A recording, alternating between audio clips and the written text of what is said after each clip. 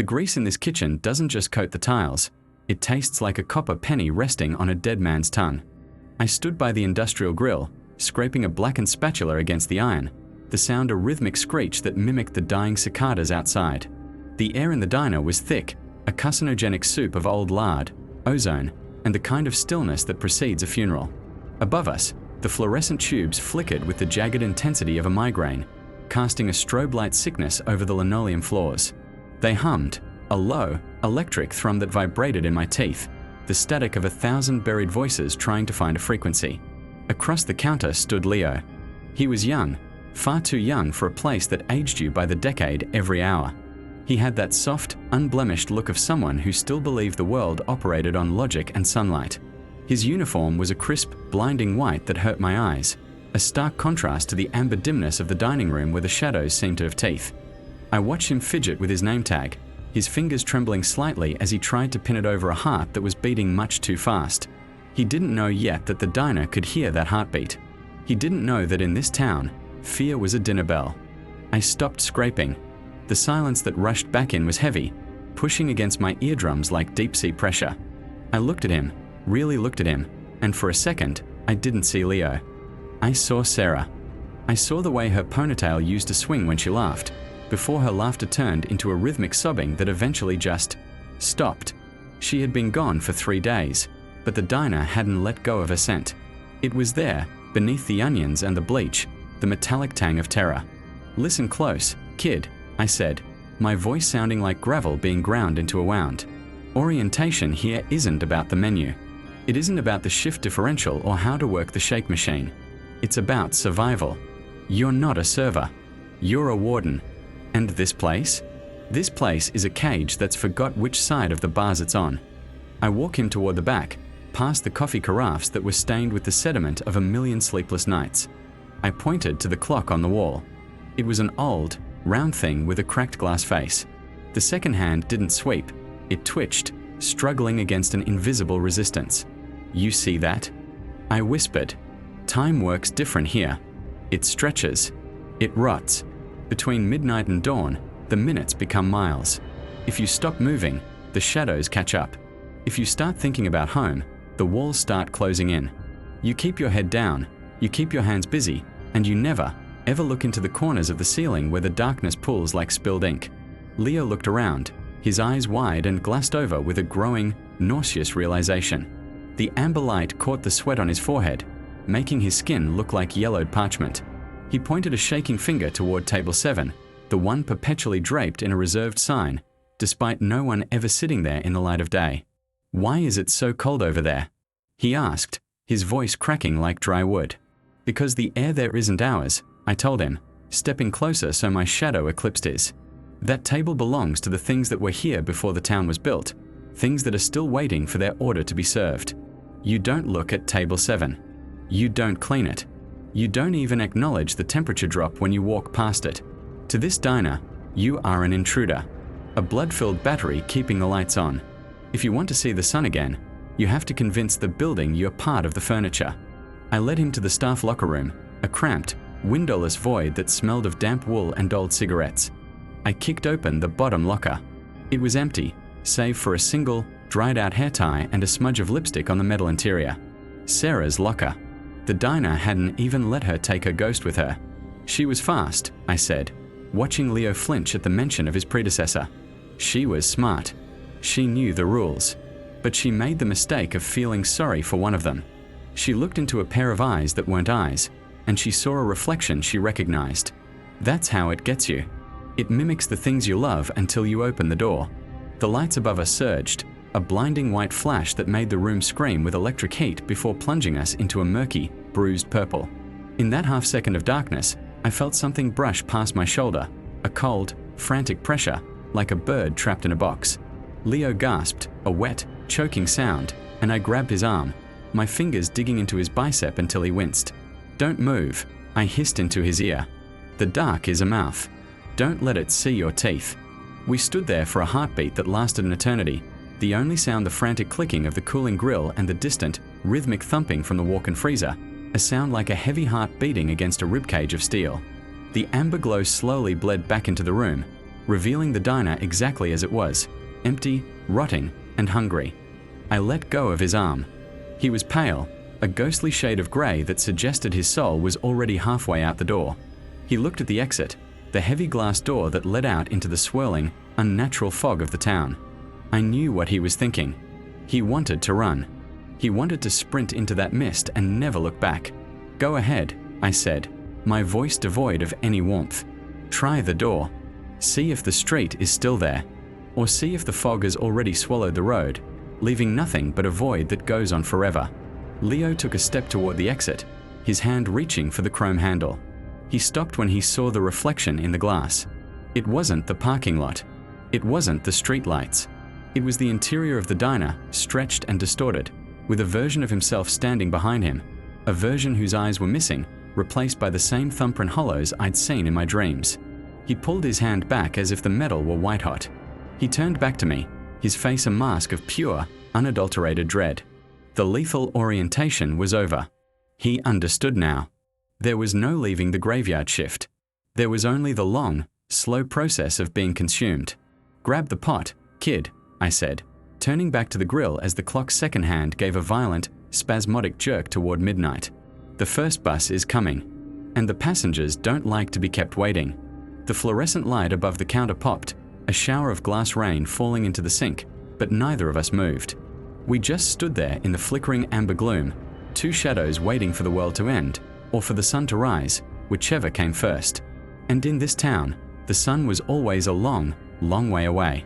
The clock on the wall didn't just tick, it throbbed, a rhythmic hammer against the soft meat of my brain. Leo was sweating. I could smell the sharp, metallic tang of his fear cutting through the heavy scent of old fry grease and industrial-strength floor cleaner. He was young, far too young, with skin that hadn't yet been cured by the sulphurous atmosphere of this town. He looked at the clock, then at me, his eyes wide and wet like a panicked animal's. I didn't give him the comfort he wanted. Comfort is a luxury we burned for fuel a long time ago.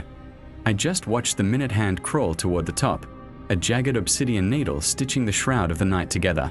The neon sign outside hissed. It was a dying gasp, a flicker of electric red that bled across the linoleum floor like an arterial spray. I reached for the master switch behind the counter, my fingers calloused and numb. This was the moment where the air turned to static. Not the harmless white noise of a television set, but a thick, pressurized hum that vibrated in my teeth and made my vision blur at the edges. It was the sound of the void leaning its weight against the glass. "Now," I whispered, and the word felt like it was made of glass shards. I killed the switch.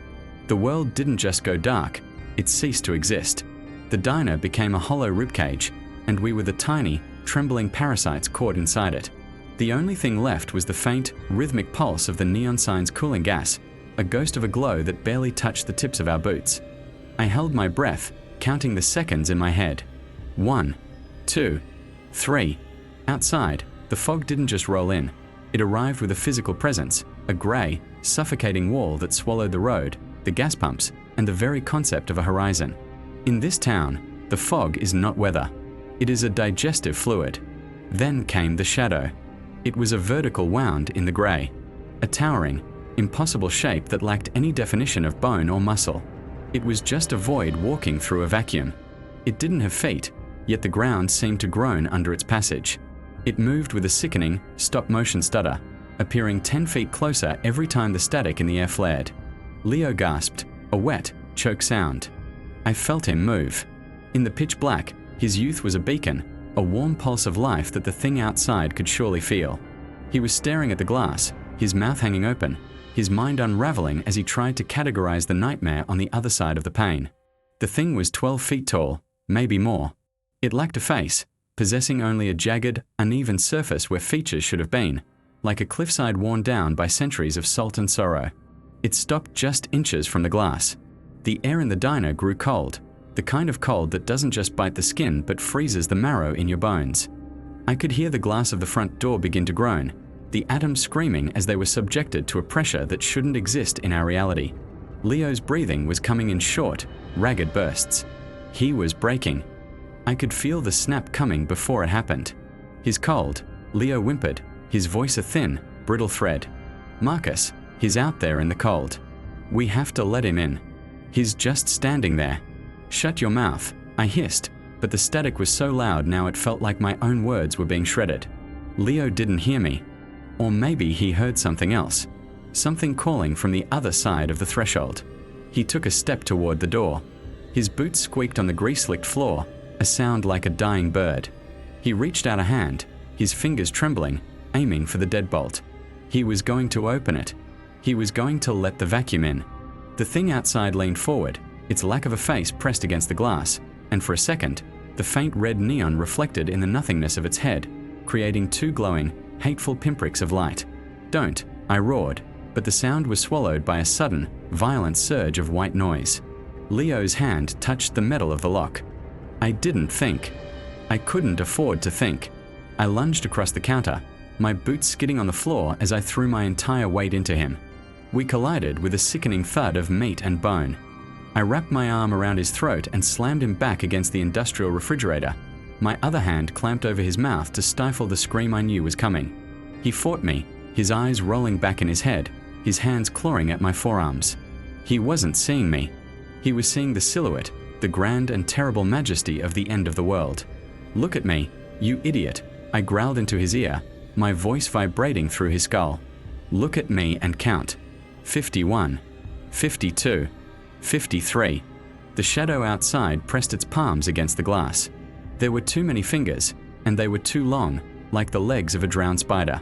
The glass didn't just creak, it began to spiderweb, tiny white fractures blossoming in the dark. The smell of ozone became unbearable, the scent of a lightning strike that never quite happens.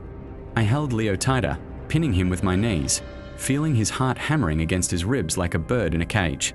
He was weeping now, the tears hot and oily on my hand. 57, 58, 59. I reached out with my free hand and slammed the master switch back up. The lights didn't just come on, they exploded into existence. The humming of the refrigerators kicked back in with a violent, mechanical groan. The neon sign outside flickered, buzzed, and then roared to life in a steady, aggressive crimson. I blinked, my retinas burned by the sudden glare. When I looked back at the front door, the fog was still there, but the shadow was gone. There was no trace of it. No footprints in the grime of the parking lot, no smudge on the glass. Just the hairline fractures in the window, a permanent map of the minute we almost died. I let go of Leo. He slumped to the floor, his apron bunched up around his waist, his face the color of spoiled milk. He stayed there for a long time, staring at the door, his chest heaving. I walked back behind the counter and picked up a rag. My hands were shaking, a fine, rhythmic tremor that I couldn't stop, so I hid them by scrubbing at a non-existent stain on the formica. "You tried to open the door," I said, my voice flat, devoid of the adrenaline that was still screaming through my veins. "I thought, he looked like my father," Leo whispered, his voice sounding like it was coming from the bottom of a well. "Just for a second, Marcus. It looked like him." He was shivering. "It never looks like what it is," I told him, throwing the rag aside. "It looks like whatever it needs to look like to make you turn the lock. That's how it works. That's how Sarah went. She thought she saw someone she knew. She thought she was being kind. Kindness is a death sentence in this zip code. Leo, you remember that." I looked at the clock. It was 3:35 a.m. The world outside was still a soup of grey nothingness, but the immediate threat had retreated back into the folds of the town's geometry. We had survived another blackout, but I could see the change in Leo's eyes.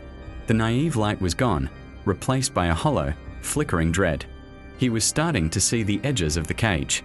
He was starting to realize that the diner wasn't just a building, it was a sanctuary, and the sanctuary was failing. I reached into the cooler and pulled out a bottle of water, tossing it to him. He didn't catch it. It hit the floor with a hollow plastic thud and rolled away, stopping near the base of table 7. He didn't move to pick it up. He just kept staring at the door, at the cracks in the glass that looked like a frozen lightning bolt. "Get up," I said, and this time I didn't make it a suggestion. "We've got a rush coming in 20 minutes. The regulars don't like to wait, and they don't care about the dark." Leo looked up at me, his face twisted in a mask of pure, unadulterated terror. Who comes in at 4 in the morning? I looked at the empty booths, at the shadows that seemed to linger even with the lights on, at the way the air still felt like it was full of static and rot. "The ones who can't leave," I said. "And if you're lucky, you'll never have to know their names." I turned back to the grill, scraping the blackened carbon from the flat top. The sound was like a file against a tooth. In the reflection of the stainless steel backguard, I saw Leo slowly, painfully pull himself to his feet. He looked older. He looked like he was already starting to fade, the colors of his shirt muted, his presence becoming a little more translucent. I'd seen it a dozen times before. The diner starts taking its toll early. It eats the hope first, then the sanity, and finally, it eats the meat. I didn't look at him. I couldn't. If I looked too long, I'd start to see the ghost he was becoming, and I had enough ghosts to deal with already. I just kept scraping, the metal-on-metal screeching filling the silence of the diner, a jagged lullaby for the damned. The sun was still hours away, and in this town, the sun didn't always bring the light. Sometimes it just showed you exactly what was standing in the corner of the room all along. 30 seconds, I muttered to myself, counting the time until the next bell rang. 30 seconds of peace before the unseen patrons arrived to demand their due. I adjusted my cap, the grease-stained brim heavy against my forehead, and waited for the sound of the bell. It was going to be a long shift. It was always a long shift. And as the first phantom knock echoed from the back of the walk-in freezer, I knew the blackout was just the beginning. The night was only just getting started, and the diner was hungry. It was always hungry. The grease on the griddle didn't just pop. It hissed like a dying lung, a rhythmic, wet wheeze that filled the heavy silence of the kitchen. The knocks from the freezer had subsided into a dull, rhythmic thumping, like a heart trying to beat its way through a layer of industrial ice. I kept my eyes fixed on the blackened surface of the grill, scraping away at the carbonized remains of a burger that no living man would ever eat. The air in the diner had changed since the blackout. It wasn't just heavy, it was curdled. It smelled of ozone, wet wool, and the cloying, sweet rot of things left too long in the dark. It was the scent of a storm that never breaks, a static charge that made the hair on my arms stand up and dance. Leo was standing by the pie case, his hands trembling so hard the glass rattled in its metal frame. He looked like a man made of brittle parchment, ready to shatter at the slightest vibration. I'd told him the rules. I'd carved them into his skull with the blunt edge of my voice until I was hoarse. Don't look at the shadows. Don't talk to table 7. Don't acknowledge the things that tap on the glass from the fog. And for the love of whatever God still dares to look down at this cursed town, never, under any circumstances, answer the phone. Then, it started. The sound didn't come from the kitchen or the overhead vents. It came from the back corner, tucked away near the restrooms, where the old rotary phone sat inside a wood-paneled booth. It was a relic of a time before the town had turned into a graveyard, a piece of heavy, black plastic that should have been disconnected decades ago. The sound it made shouldn't have existed in a world governed by the laws of physics. It wasn't a ring. It was a jagged, mechanical scream, a cacophony of grinding metal and digital static that felt like a serrated needle being dragged across the back of my teeth. It was a sound birthed in a void, a signal sent from a place where light goes to die. The light inside the phone booth flickered to life. It didn't pulse with the warm, amber glow of a standard bulb. Instead, it erupted in a harsh, surgical white, a spotlight so intense it seemed to slice through the grease-stained gloom of the diner like a scalpel. It was a stage light for a tragedy, an invitation to a slaughter, a trap set with the precision of a predator. "Marcus," Leo whispered. His voice was thin, a fraying thread of spider's silk in the wind. "Marcus, it's ringing. Someone is calling the diner." I didn't look up from the grill. I focused on the spatula, watching the way the flickering neon light reflected off the stainless steel. "Ignore it, Leo. It's not for us. It's never for us. It's just the diner trying to find a way in. Keep your eyes on the counter." But the sound didn't stop. It grew louder, more insistent, until the very floorboards began to vibrate with the frequency of the ring. It began to pulse in time with the flickering neon sign outside, a rhythmic throb that felt like a migraine taking root in the base of my skull. The air around the phone booth seemed to warp and liquefy, the wood paneling looking like it was rotting in fast forward.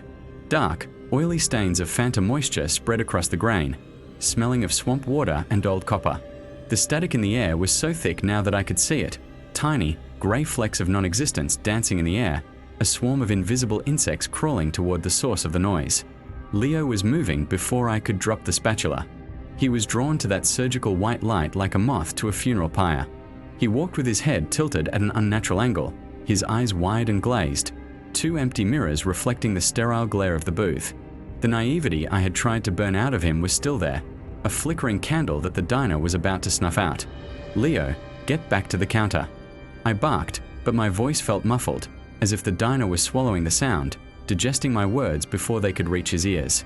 The gothic weight of the building seemed to press down on me, the shadows in the corners stretching out like long, skeletal fingers to point at the boy. He didn't hear me. Or maybe he heard something else.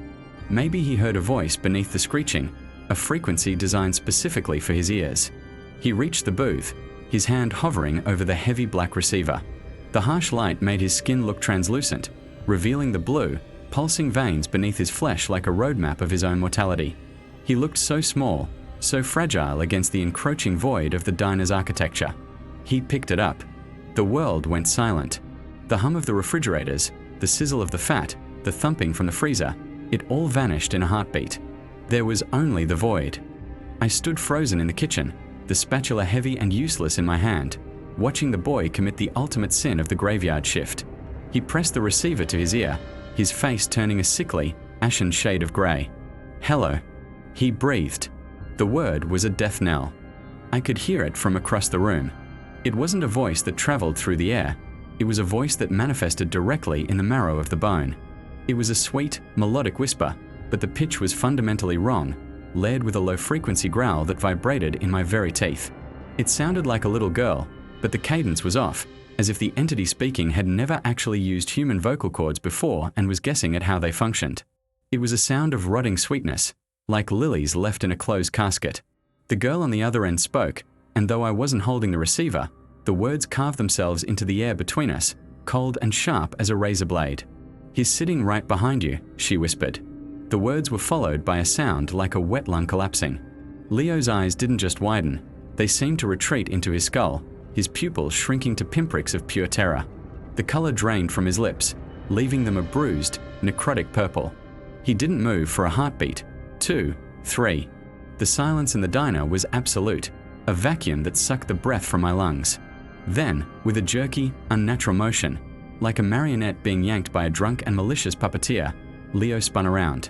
There was nothing there, just the empty, grease-slick stools and the vast, oppressive darkness of the dining room. But Leo didn't see an empty room. His gaze locked onto a point in space just inches from his face, a pocket of air that seemed to ripple and distort like heat rising from sun-baked asphalt. He let out a choked, wet sound, a sob that died in his throat. Suddenly, the silence was shattered by a heavy, wet thud. A drop of dark, viscous crimson hit the white linoleum floor. Then another. Then a torrent. Blood began to pour from Leo's nose, not in a trickle, but in a violent, high-pressure surge, as if the capillaries in his brain had reached a breaking point under the weight of what he was seeing. It splashed against his white apron, blooming like a horrific, expanding flower of gore. He dropped the receiver, and it dangled by its coiled cord, swinging back and forth in the harsh spotlight. The girl's voice continued to emanate from the plastic, a high-pitched, distorted giggling that sounded like glass breaking in a vacuum. "He's here," the voice giggled. "He's always been here." I lunged across the counter, my boots skidding on the slick floor. I grabbed Leo by the collar of his uniform and dragged him bodily away from the booth. The moment his hand lost contact with the receiver, the surgical white light died, plunging the corner back into a suffocating, pitch-black shadow. Leo collapsed against me, his body limp and trembling, the blood still gushing from his face. It was hot and smelled of copper and old pennies, soaking into my sleeves and staining my own skin. "He's here, Marcus," Leo wheezed, his eyes rolling back in his head until only the whites were visible. "He never left. He's sitting at the counter. He's eating the air." The paranoia settled over us then, a physical weight, a thick blanket of static that made it hard to draw a clean breath. I looked out at the empty stools, at the shadows behind the pie case, at the dark, yawning voids where the light didn't dare to reach. The diner wasn't just a building anymore. It was a throat, and we were halfway down the gullet. The phone call wasn't a warning. It was a mark. The entities that haunted this stretch of road didn't just want to scare us. They wanted to colonize us, to turn our fear into a permanent residence. I dragged Leo toward the industrial sink, splashing cold, sulfur-smelling water onto his face. The bleeding slowed, but the terror in his eyes remained, a permanent, jagged fracture in his psyche. He kept looking over his shoulder, his neck twitching with every creak of the floorboards, every groan of the settling building. The static in the air hadn't left. It had moved inside him, a hum in his nerves that would never truly go silent. "You shouldn't have answered," I whispered, my voice sounding like gravel being ground under boot. "You let them in, Leo. Now they know your frequency. Now they know exactly where you are in the dark." I looked back at the phone booth. The receiver was still swinging gently on its cord, a black pendulum marking the seconds of a life that was no longer entirely his own. The giggling had stopped, but the silence that replaced it was worse. It was a hungry silence. It was a silence that was waiting for the next rule to be broken, for the next moment of weakness, for the next time the diner decided it was hungry enough to stop playing with its food. The spotlight was gone, but the impression of it remained on my retinas, a ghost image of the booth where Leo had sold a piece of his soul for a handful of words. I looked at the boy, his apron ruined, his spirit fractured, and I knew that the orientation was over. He wasn't a trainee anymore. He was a beacon. And in a town like this, a beacon is just another word for a target. I turned back to the grill, my hand shaking just enough for me to notice. The night was still young, and the fog outside was pressing against the glass, thick and white and full of things that didn't have names. I picked up the scraper and went back to work. There were more patrons coming.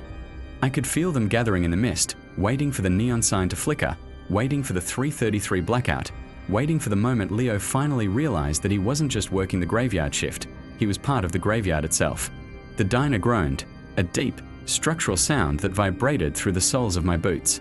It was settled, content for the moment, but the hunger was never truly gone. It was just waiting for the next course. And as I looked at the bloodstains on the floor, I realized that tonight, the diner wasn't just looking for a meal. It was looking for a permanent resident. "Don't look at the phone, Leo," I said, not because I thought he would, but because I needed to hear the sound of a human voice, even if it was my own. "Just keep your eyes on the grease. It's the only thing in here that's real." But even as I said it, I knew it was a lie.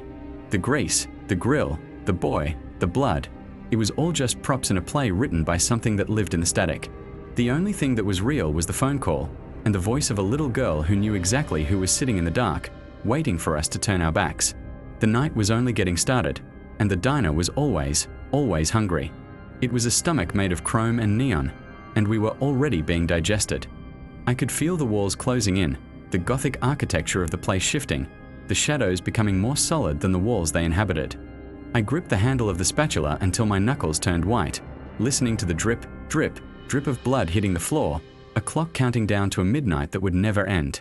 The rain didn't just fall, it orchestrated a siege against the diner's aluminum skin.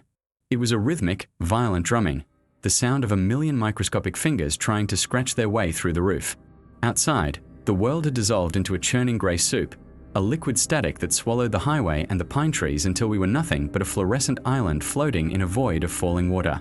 The wind howled through the gaps in the window seals, a low, mournful whistling that sounded like a choir of the drowned. Inside, the air was thick with the scent of burnt grease and ozone, a heavy, cloying pressure that made every breath feel like a chore. Leo was shaking.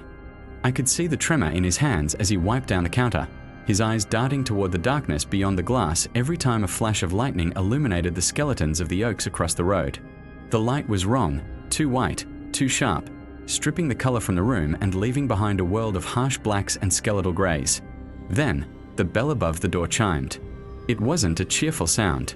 It was the flat, dead ring of a funeral bell, vibrating through the floorboards and up into the soles of my boots. The door swung open, fighting against the gale, but no wind entered. No spray of rain followed the guest inside. She stepped over the threshold with a grace that felt predatory, a woman draped in a dress so yellow it looked like a bruise on the atmosphere. It was the color of sulfur, of old parchment, of a dying sun. And she was dry, bone dry. While the storm outside was busy trying to drown the earth, her hair was perfectly coiffed, her skin looked like polished marble, and her dress didn't hold a single bead of moisture. She moved like a shadow cast by a light that didn't exist, her heels clicking against the linoleum with a sound like snapping dry kindling. Leo, God help him, saw a customer. He saw a woman lost in a storm, a victim of the night who needed a warm seat and a kind word. I saw the way the shadows curled around her ankles like loyal dogs. I saw the way the air seemed to curdle in her wake, the smell of rain replaced by the cloying, sweet rod of lilies left too long in a vase. He reached for a porcelain mug, his movements sluggish as if he were underwater. He was moving toward her, his face twisting into a mask of misplaced sympathy. I felt the bile rise in my throat, a cold, hard knot of terror tightening in my chest. I tried to speak, but my voice was a jagged shard of glass caught in my throat. He was already pouring the coffee, the dark liquid steaming, the aroma of hazelnut turning into something acrid and metallic as it neared her. She sat at the counter, her back straight, her gloved hands folded neatly in front of her. She didn't look at the menu. She didn't look at the clock. She just stared straight ahead at the reflection of the pie case in the window. Leo leaned in, the mug extended, a smile flickering on his lips, a smile that was about to get him erased from existence. The lightning struck then, a blinding, soul-searing crack of white that turned the diner into a bleached ribcage. In that split second of overexposed reality, I saw it. I saw the way her reflection didn't match her posture. I saw the way the yellow of her dress seemed to bleed into the air around her like a toxic gas. I didn't think. I lunged. My hand collided with the ceramic mug just as Leo was about to set it down. I didn't just grab it.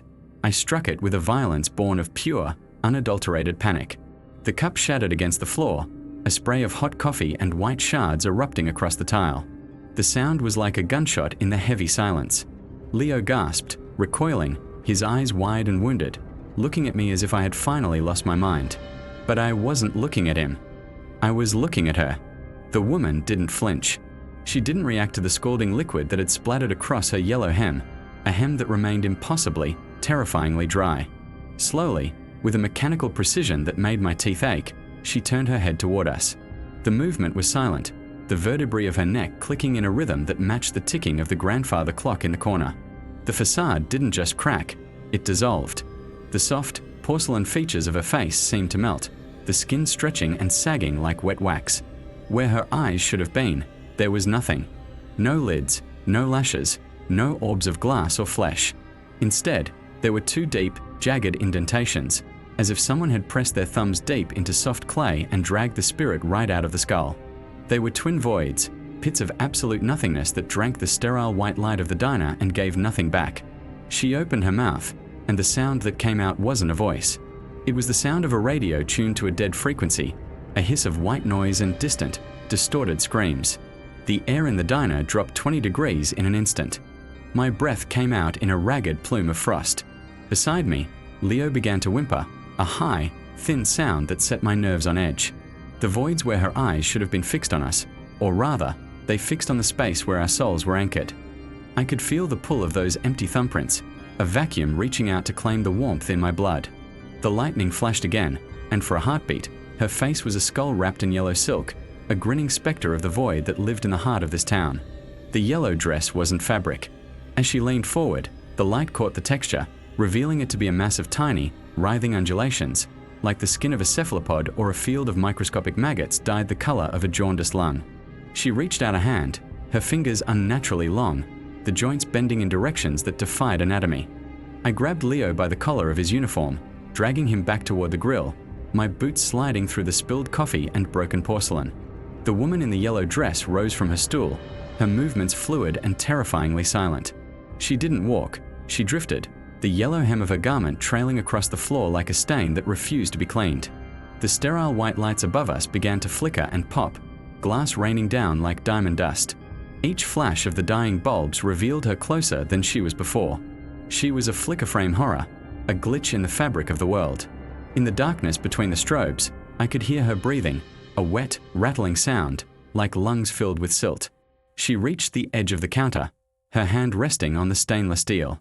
Where her skin touched the metal, the frost spread in intricate, jagged patterns of rot.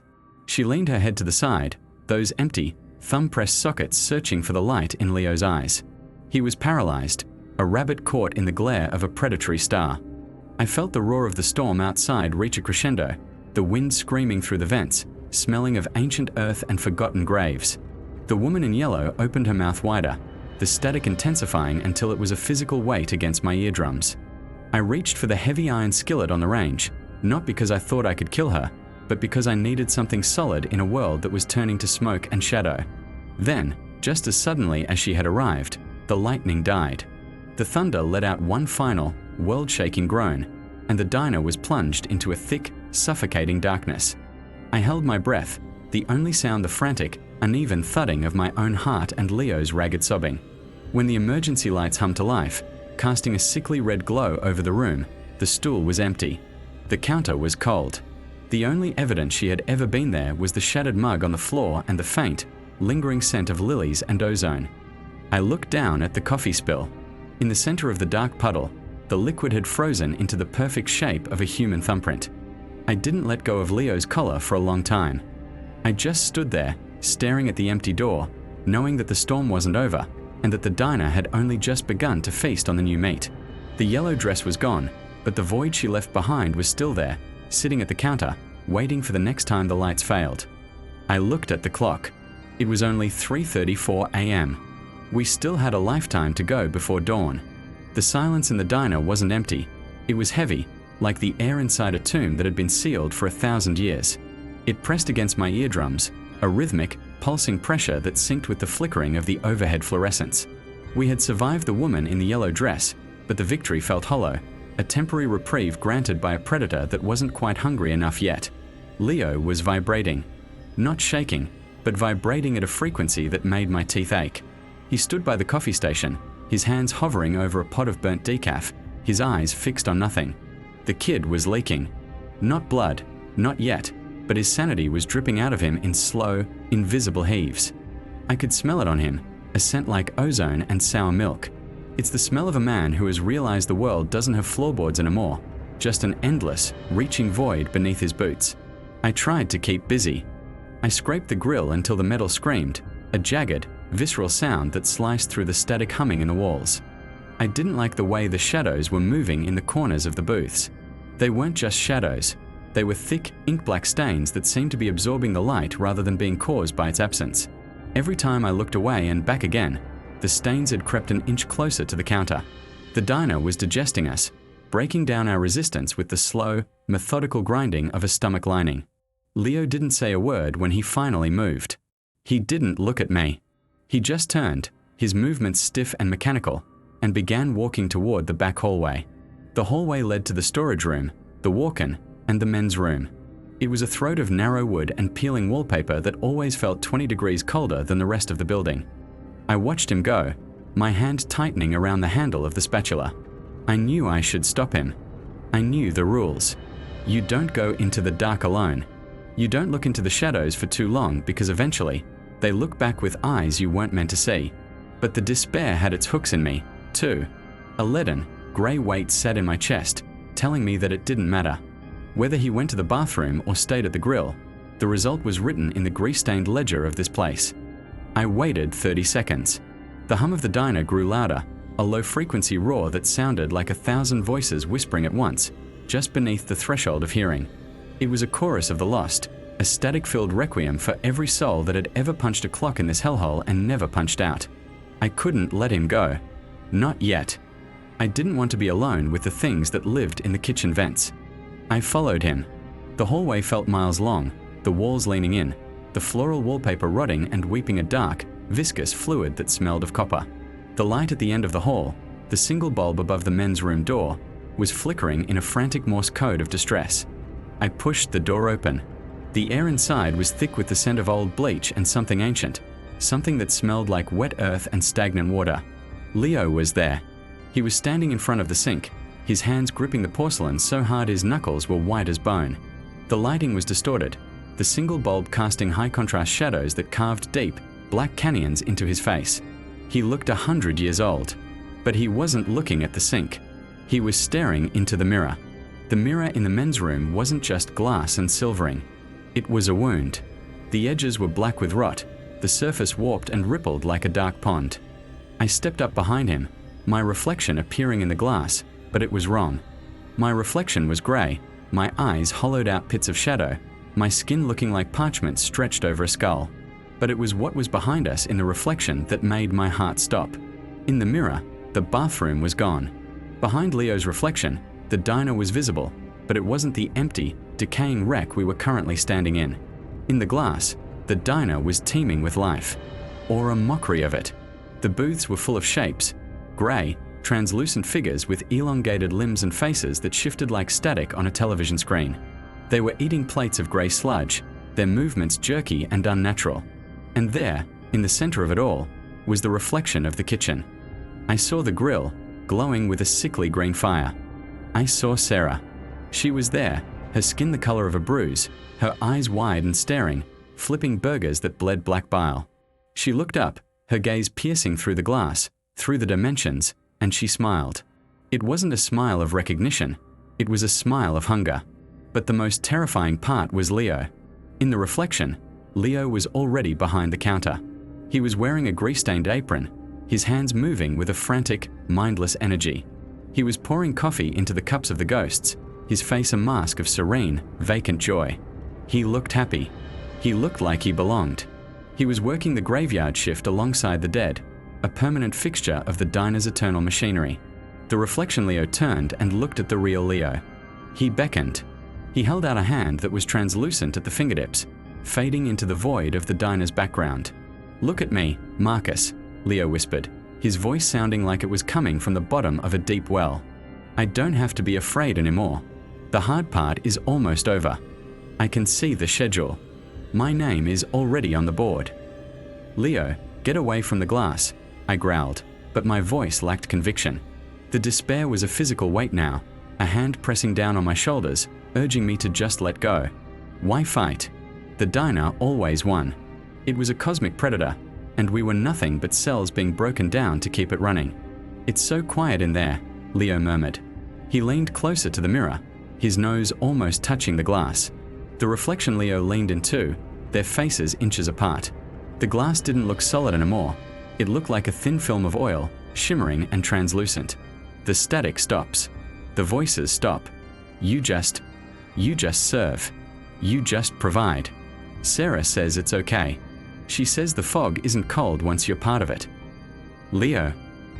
I reached out and grabbed his shoulder, but his skin felt cold, unrealistically cold, like a slab of meat left out in the frost. He didn't move. He was locked in a gaze with his own ghost, a prophecy of his inevitable surrender. In the mirror, I saw myself again. Not the man I was, but the man I would become. I saw myself standing over a pot of soup, stirring a mixture of teeth and hair, my eyes gone, replaced by the same thumbprint hollows I'd seen on the woman in the yellow dress. The diner wasn't just showing us the future, it was showing us the truth. We were already dead. We were just waiting for our bodies to realize it. The jagged edges of the mirror's rot seemed to grow, spreading across the surface like a fungus. The static in the air reached a crescendo, a screaming roar of white noise that vibrated through my skull. I felt the void pulling at us, a vacuum-like pressure emanating from the glass, trying to suck us into that grey, eternal kitchen. "I'm tired, Marcus," Leo said, and for the first time, his voice was calm. It was the most terrifying thing I'd ever heard. It was the calm of a man who had stopped swimming and was letting the current take him down into the dark. "I'm so tired of the rules. I'm tired of the 3:33 blackout. I'm tired of the phone calls. I just want to sit down at table 7 and never get up again." "No," I snapped, the last spark of my survival instinct flaring up. I yanked him backward with every ounce of strength I had. The mirror shrieked. A literal, high-pitched scream of frustrated metal and glass erupted from the wall. A crack spider webbed across the surface, bisecting the reflection of the ghostly diner. For a split second, I saw the truth behind the illusion, a writhing mass of darkness, 1,000 grasping hands made of smoke and shadow, reaching out from the void to claim their prize. I dragged Leo out of the bathroom, his boots scuffing against the rotting floorboards. He didn't fight me, but he didn't help either. He was a deadweight, a shell. As the door swung shut behind us, I saw the reflection in the mirror one last time. The ghostly Leo was still there, standing at the edge of the glass, watching us leave with a look of profound, hollow disappointment. We stumbled back into the main diner area. The lights were still flickering, the shadows still encroaching. The clock on the wall was stuck. The second hand was twitching, vibrating between 2 seconds, unable to move forward. Time had abandoned us. I pushed Leo into a seat at the counter, far away from table 7. He sat there, his hands limp in his lap, staring at the empty air where the woman in the yellow dress had been. I went back behind the grill, my heart hammering a frantic rhythm against my ribs. I picked up the spatula, but my hands were shaking so hard I dropped it. I looked at the clock again. 3:34 a.m. Only 1 minute had passed since the lights came back on. 1 minute since the void had tried to take him. But in this place, a minute could be a lifetime, and a lifetime could be over in the blink of a bloodshot eye. I looked at Leo, and I knew. The diner hadn't failed. It had just shown him the destination.